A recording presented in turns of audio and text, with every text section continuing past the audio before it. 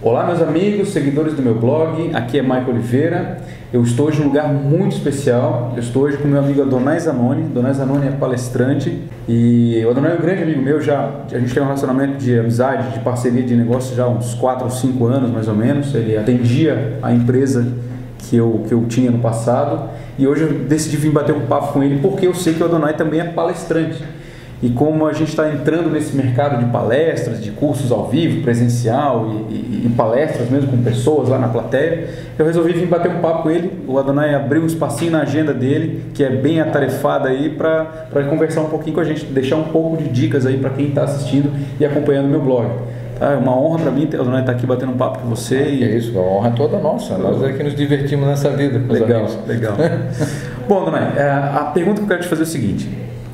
Quem que está entrando no mercado de palestras, né? A gente sabe que é muito difícil você virar um palestrante famoso, é fácil, né? Você pega lá, você procura, tem meia dúzia de caras famosos, você liga para o cara, ele te dá o preço e vem. Mas quando a pessoa não é conhecida, é bem mais difícil de você escolher um bom palestrante e tal. Você já falou sobre isso até num vídeo que a gente gravou anteriormente. Mas para quem está começando, como que eu posso iniciar nesse mercado de palestras? Qual é a dica principal que você dá? Primeiro o cara tem que falar bem, tem que ser bom comunicador, tem que preparar bons slides, tem que preparar uma boa história, né? Mas o que você diria assim para quem, cara, você vai começar com palestra, começa por aqui, o que você diria? Olha, a palestra é algo fascinante, né? Para quem lida com o público é algo, na minha percepção, é a melhor parte da minha carreira, né? De todas as atividades que eu exerço, a parte de palestra é a parte mais divertida, é a parte mais bacana, porque tu tem uma interatividade muito grande com o público. E algumas coisas são importantes, né? Dentro de tudo isso. Não é, o domínio do assunto é imprescindível, isso aí é posição sine qua non. Se você não tiver um domínio da situação, se você não conseguir administrar, às vezes, algumas indagações que você tem, é muito difícil você emplacar, né? É óbvio que você tem uma curva de aprendizagem, essa curva de aprendizagem pode levar alguns anos, né? Você começa a sua palestra num formato, depois de alguns anos ele está totalmente diferente, e você vai fazendo diversos upgrades. Então, essa é uma das sacadas. A outra sacada interessante dentro das palestras é como você se relaciona com toda a tua parte de multimídia, que na verdade são os canais sensoriais que as pessoas vão perceber, né? Como é que ela vai receber aquela informação, como é que tu vai tratar aquele som, aquele filme, aquela música dentro de um pensamento sistêmico. Então isso é uma outra coisa, como é que tu faz esse pensamento sistêmico, como é que funciona a estrutura da tua palestra. A partir da definição da tua estrutura de palestra, você tem que definir aquilo que nós chamamos de montanha-russa. Montanha-russa porque as pessoas conseguem prender a atenção para você no máximo em 30 minutos. Máximo. Isso, elas ficariam ali focadas. Exatamente. Agora você imagina que você vai ficar 1, 2, 3, às vezes num curso 8 horas. Então você tem que ter as quebras, você tem que ter a famosa montanha-russa. Então você tem que jogar algumas atividades, algumas dinâmicas de grupo, ou alguma brincadeira, alguma sacada para dar a quebra, né? Sem perder a seriedade do conteúdo. Até para a pessoa levantar, mexer um pouco e... Mexer. Por quê? Porque depois de um certo momento a mente dela começa a viajar e ela desconecta dali, desconecta da palestra e vai viajar ou fazer as suas próprias anotações. Então esse processo é um processo que precisa ser muito bem trabalhado, né? E o outro é a forma como você se relaciona com o público. E eu vejo uma característica que é muito importante, né?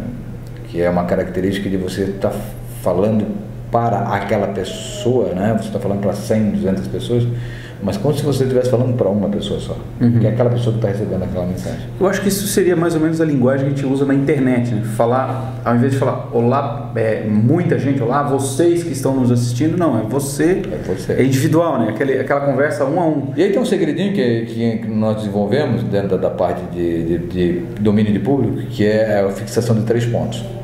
Você vai pegar a sua plateia, você vai marcar um ponto na esquerda, um ponto na direita, né? E um no centro.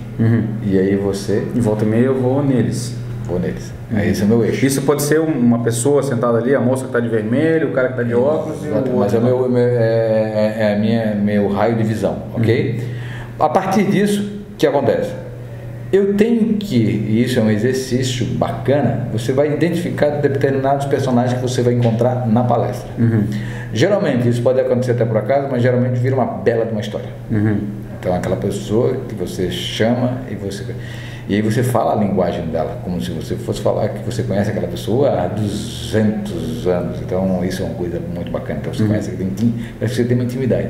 Quando você cria esse caráter intimista com a tua plateia, seja um curso técnico, seja uma palestra de motivação, seja um debate, ou seja um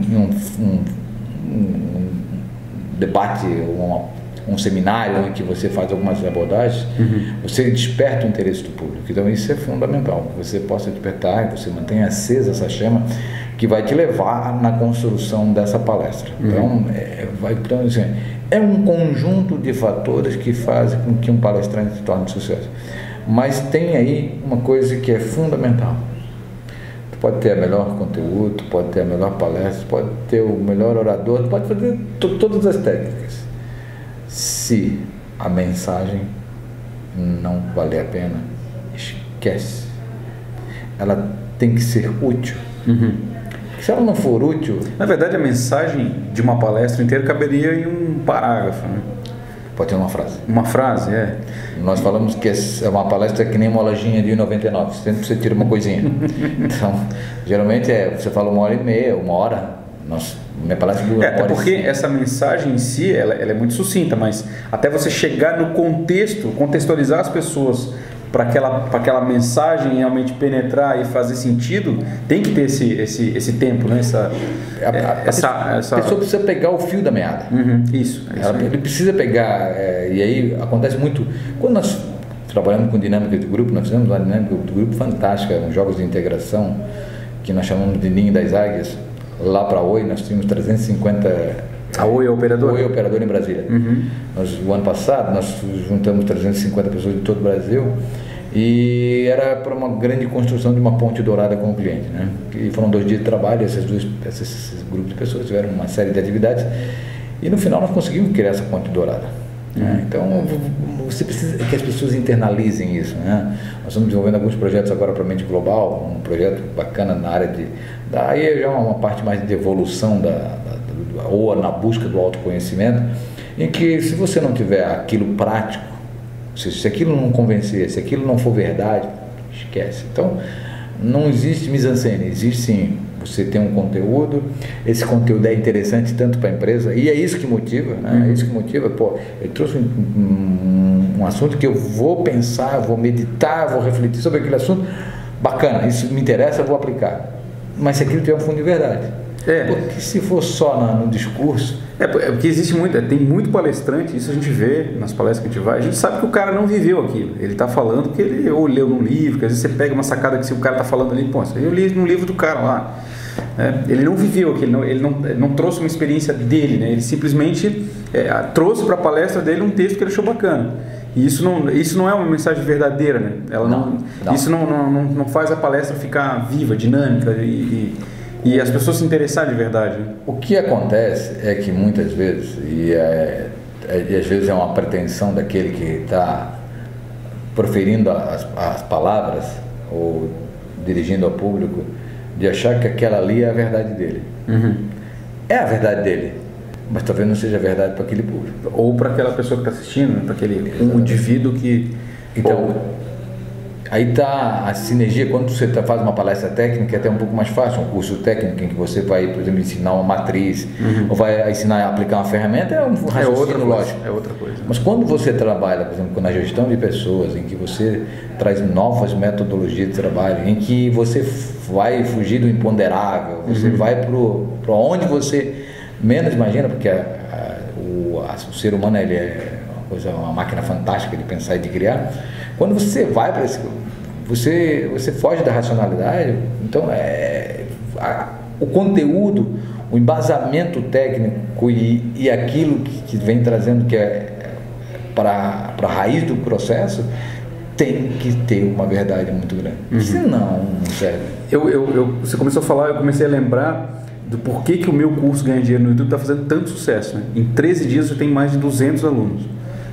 Nem eu esperava vender tanto em tão pouco tempo, entende? Eu sabia que ia vender bem, que ia ter um resultado bacana, mas não... Porque, por exemplo, eu tenho um outro curso que eu ensino a vender produto físico, tá? Eu trabalhei um bom tempo vendendo produto físico, tá? Mas hoje o meu foco é em produtos digitais. Então, para mim hoje, eu falo com muito mais propriedade de como ganhar dinheiro utilizando o YouTube do que como vender no Mercado Livre. Eu não sei porquê, eu acabo vendendo mais o produto ganhar dinheiro no YouTube e quando o cara entra no curso, como eu domino muito aquele assunto, porque ele já é uma realidade para mim desde 2009.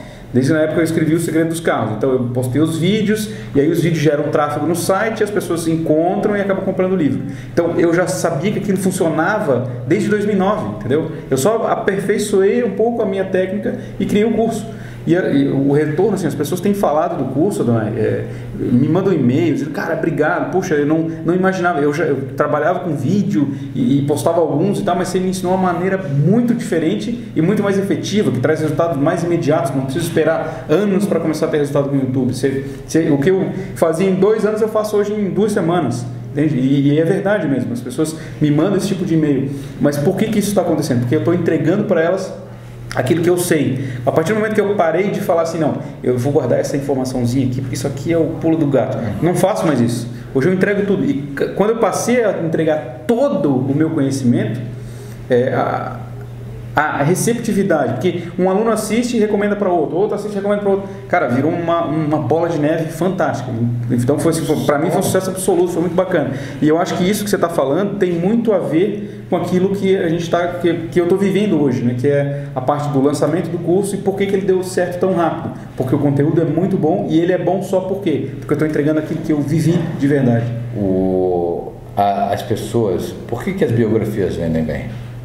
Porque é a experiência de vida, né? É a história real daquilo. E esse é o grande desafio, né? Quando as pessoas uma vez me perguntaram qual a tua missão na vida, né? E eu levei 1 ano para entender qual era a minha missão na vida. Minha missão é inspirar as pessoas a viver uma nova experiência humana.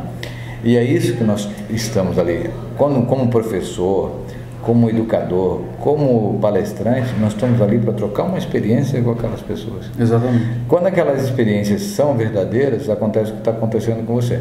E ainda você tem um senso crítico e apurado que você está trabalhando com uma geração totalmente digital. Exatamente. E essa geração, ela é extremamente questionadora, ela sabe das oportunidades e ela te faz ser descartável facilmente. Mas tu não passa a ser descartável desde que seja uma coisa boa. Sim, sim. Eu acho interessante também que eu recebi alguns e-mails de algumas pessoas dizendo, Michael, mas eu vi o teu curso, gostei e tal, mas eu não consegui fazer, não consegui ganhar nada. E isso, tipo assim, o cara fez inscrição, o curso eu lancei faz 13 dias. Tá? O cara já disse que não conseguiu ganhar R$1 com o curso, mas eu já falo na apresentação lá do curso, cara, você tem que fazer a metodologia, não é um dinheiro para ontem, você tem que colocar os vídeos, tem que começar a ter tráfego para depois começar a vender e você começar a ganhar dinheiro. E o cara já quer resultado imediato, então as pessoas estão muito imediatistas e sem querer pagar o preço. Aí eu pergunto, me mostra o canal no YouTube que você criou com os vídeos que eu te ensinei a fazer. Chega lá, tinha 2, 3 vídeos. Falei, cara, não é isso que eu te ensinei a fazer no curso. Eu te ensinei a fazer de uma outra forma, muito mais massiva e muito mais. Eu te mostrei exatamente o que tinha que fazer e você não fez. E agora está botando a culpa em mim que não está funcionando. Mas não está funcionando, não é por mim. Isso é típico dessa geração Y que não tem a mesma paciência, né? Porque eles querem as coisas para ontem, querem uma velocidade muito rápida, querem resultado muito rápido, querem crescer rápido nas empresas. É tipo dessa geração que é uma geração extremamente diferente. Imediatista. Diferente. E eu acho que às vezes até de repente aparece uma outra proposta, ganhe dinheiro, fique milionário de um dia para o outro, cara, não, mas aquele lá dá muito trabalho, vou fazer isso outra coisa aqui. Assim, uma coisa que é importante, inclusive nós estamos conversando nos bastidores, é entender que tudo tem um processo lógico, tem um tempo para acontecer. Não acontece nada por acaso e não acontece nada fora do seu tempo. Então nós temos que aprender a administrar. Como administrador, nós também temos que administrar. Assim, a ideia é boa é a seguinte, mas todo mundo vai comprar. Sim, sim. A sua ideia é para ser maravilhosa, mas de repente não chegou no momento, não chegou na hora. Não é a pessoa certa para aquilo. É como todos nós sabemos que hoje tem tecnologia para os próximos 50 a 30 anos, só que aí estão lá guardadas para chegar o momento certo de ser lançadas. Porque você tem demandas que você precisa se atender do mercado, tem demandas, né? Agora a demanda digital é uma coisa absurda, né? Nós, e aí vivemos essa nova era, que é a era da física quântica, da metafísica, hoje se fala muito nisso, e a internet é pura isso, é pura energia, é pura quântica, né? E a galera tá aí bombando, eu acho que isso é uma tendência, e quem sempre fala isso, quem investir nesse segmento, quem trabalhar com esse segmento, quem investir em conhecimento tecnológico, vai sempre se dar muito bem. O Conrado Adolfo, que é o autor do livro 8 P's do Marketing Digital, que a gente já até bateu um papo com ele aqui no blog, ele tem uma frase no curso dele que ele fala assim: a internet não é uma rede de computadores, é uma rede de pessoas. Enquanto a gente não abrir o olho para isso, né, e as pessoas que estão por trás dos computadores. Por isso que é o marketing one-to-one. Isso é que serve marketing one-to-one. Mas já que a gente começou falando de palestra e agora estamos falando um pouco de negócios digitais, eu queria te perguntar, porque o meu curso não deixa de ser um EAD, um ensino à distância. Eu ensino a pessoa, o assunto que eu tenho é ganhar dinheiro pela internet. Não deixa de ser esse o assunto principal do meu curso. Utilizando o YouTube, poderia ser utilizando Facebook, Twitter, outras redes sociais, enfim, links patrocinados, tem várias formas de ganhar dinheiro pela internet. Eu foquei no YouTube porque para mim deu muito certo e eu não quero entregar uma teoria vazia, uma teoria que eu achei lá um livro e vou fazer um curso aqui, não é isso. Eu quis entregar uma coisa que realmente funcionar para mim e vai funcionar com qualquer pessoa se fizer o que tem que ser feito.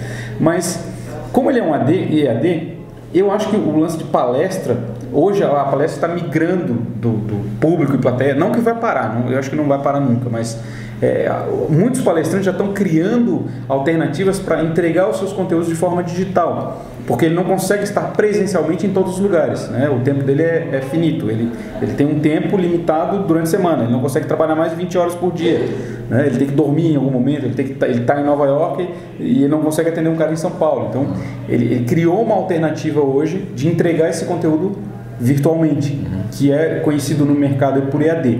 Então, na tua visão, o EAD hoje é uma coisa funcional, ou você ainda acha que tem que melhorar muito, que as tecnologias ainda precisam andar muito para que eu consiga entregar com muita verdade aquele conteúdo? Porque uma coisa é eu estar aqui frente a frente com você, eu poderia ter te chamado via Skype, a gente fez a reunião via Skype, só que não teria a mesma sei lá, a empatia outra, não sei, via Skype é diferente, a gente bate papo via Skype, mas não é igual estar presencialmente aqui, né? Olho no olho. Vamos tentar entender um pouco do princípio da educação, que eu acho que aí vai conseguir achar um norte que vai te dar uma resposta mais adequada. E para quem está assistindo a gente lá? Vai dar um norte para... Vamos entender uma coisa. Ninguém ensina nada para ninguém. Princípio número 1. Nós trocamos experiências. E não existe aluno bom e nem aluno ruim. Só existe um aluno que quer. Se ele deseja, pode ser presencial, pode ser EAD, pode ser qualquer outra forma, ele vai poder aplicar. Então, se você tem uma EAD com bom conteúdo e do outro lado daquele computador você tem uma pessoa interessada, o conhecimento, a absorção, a retenção da informação, ela é latente. Se você tem do outro lado apenas um aventureiro, ou aqueles alunos que estão apenas lá para buscar o certificado no final do seu semestre letivo, para apresentar na hora de arrumar um emprego, esses caras geralmente não vão ter nenhuma oportunidade, ou vão ficar num segundo plano porque não se prepararam adequadamente. Então existe uma diferença que é a seguinte: não importa o canal que você vai ensinar, ok? Não importa. Claro que nós sabemos que se você usar algumas dinâmicas ou tem algumas técnicas de envolvimento com as pessoas, é claro que tu tem que ter um tempero, tem que ter um molho. Mas a partir do momento em que aquela pessoa do outro lado está interessada, o professor que está do outro lado, às vezes, não precisa nem estar do outro lado. Entendi. Por quê? O conhecimento ele é formado em 3 fases. Na busca da informação, na utilização dessa informação, se essa informação é prática, mas principalmente na pesquisa dessa informação, que são as várias oportunidades que eu vou pesquisar e vou entender. Então é o seguinte: eu pesquisei aquela informação, eu internalizei aquela informação e agora eu vou colocar na prática. Esse é o segredo do aprendizado. E não importa a plataforma, então pode ser presencial, pode ser uma teleaula, pode ser... Se ele recebeu um vídeo, esse vídeo ele aprendeu a como dominar aquela técnica, ele aprendeu aquela técnica, aplicou a técnica, teve o resultado, isso é aprendizado. Ou seja, nós temos que quebrar um pouco essa burocracia acadêmica que nós temos, de que achar que as coisas estão só nos bancos escolares, nas universidades. O mundo hoje ele é diferente. Não quer dizer aqui que o papel do professor não seja importante, das universidades não seja importante. Não. mas o modelo de ensinar tem uma série de equívocos. Por quê? Porque nós muitas vezes achamos que nós é que dominamos o conhecimento. E eu aprendi nos bancos escolares que eu apenas tinha algumas ferramentas do conhecimento, mas o meu conhecimento passava a ser completo na hora que eu interagia com o aluno, porque o aluno tinha muito mais para me ensinar do que eu para ensiná-los. E essa é uma mudança de paradigma. O professor está ali para ser um facilitador, um organizador daquele pensamento coletivo. Claro, ele vai dar o tempero dele, vai dar o molho, ele vai lapidar. Esse é o papel do professor. Agora, ele não pode ter a pretensão de ser o dono do conhecimento, porque às vezes o conhecimento, ele está, assim como as religiões, né? Como é que funcionam as religiões? Cada religião tem um dogma, tem seus valores, tem seus princípios. Mas se nós formos olhar a essência de todas as religiões, é a mesma coisa. É assim com o conhecimento. É assim com o conhecimento. Então não adianta. Eu tive professores maravilhosos. Teve professor com PhD nos Estados Unidos. Eu tive professor que não tinha nada. Mas um dos melhores professores que eu tive até hoje foi um pescador. Ou seja, você não precisa, para transferir conhecimento, você não precisa ter academia. Sim. Tem que ter o conhecimento prático ou o domínio da que a gente já falou anteriormente. Exatamente. É claro que quem tem a academia vai estar muito mais bem preparado. Vai entregar agora, de uma forma mais... Vai entregar. Agora, não adianta estar bem preparado também se não sabe expor. Se não sabe transformar aquilo numa prática. Sim. Tá entendendo? Então, por isso que eu acho que o conhecimento, quando depende de quem? De quem procura. Legal. De quem procura o conhecimento, vai se dar bem. Legal, cara, legal. E hoje em dia você pode fazer Harvard em casa, né? Pode. Assistindo pela internet. Pode. A limitação de espaço mudou, né? Não tem mais. É só ver o que o dono do YouTube fez, né? De uma simples ideia transformou num baita do negócio. Ou seja, uma coisa simples. Tanto é que o Google cresceu o olho naquilo ali e falou... E só, não sei se você lembra, mas na época que o YouTube era do dono anterior, eles não ganhavam dinheiro, eles trabalhavam no vermelho o tempo todo. E coisa de milhões de dólares no vermelho. Por quê? Porque eram milhões de servidores para aguentar aquele tráfego de gente baixando vídeo. Na época que a internet se comprava tráfego muito caro, né? A banda de internet era muito cara. Hoje está barateando muito, mas antigamente era muito caro. Então o Google comprou aquela empresa no vermelho, mas já sabendo que ia virar um negócio no azul muito rápido. Muito rápido. Né? Então essa é a visão de negócio. E assim, as boas ideias nascem disso, né? Vamos ver, um dos produtos que mais vendido no mundo hoje, o que é? Uma sandália chamada Havaiana. É isso aí. Gente, esse foi o nosso bate-papo com Adonai Zanoni. Obrigado. Adonai, muito obrigado por esse bate-papo aqui, que foi muito esclarecedor. Você é sempre bem-vindo, quando precisar, é só me chamar. Legal, cara. Obrigado. Valeu. Até mais, pessoal.